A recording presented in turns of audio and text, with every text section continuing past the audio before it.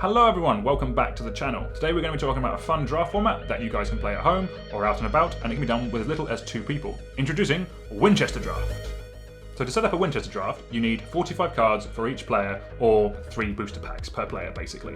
These can be replaced by a cube or a battle box, but we'll get into those a bit later, you don't need to worry about those. Basically, for the sake of this, it's just a collection of cards that you've made yourself, and you've taken 45 of them per player and shuffled them together to make a stack. Work out who's going first. Then that player takes cards off the top of the stack and makes 4 face-up piles. The first player picks one of the piles, then takes cards off the top of the main stack and puts a card on each of the piles. The second player picks one of the piles, then again adds a card to each of the piles.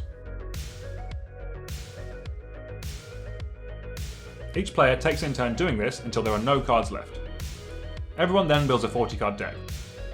You generally want 23 spells, 17 land.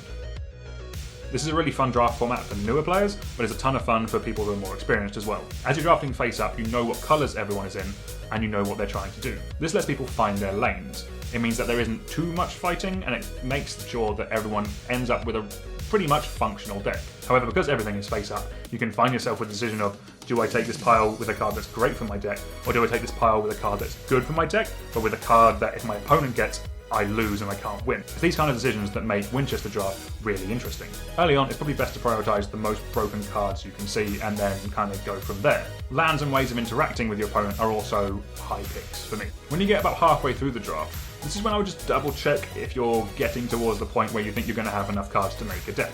Because with Winchester Draft, people end up with different amount of cards because depending on the pile sizes as it goes through, you can have drastically different amount of cards at the end compared to your opponent. So it's always worth making sure you get to that 23 card playable minimum with a few more as well so you have a bit of a sideboard. So thank you very much for watching. We're going to have some gameplay of some Winchester Drafts coming up soon on the channel. We're going to be cracking some Dominaria booster packs. If that sounds like fun, please consider subscribing, it really helps out, and I hope to see you all soon. Goodbye.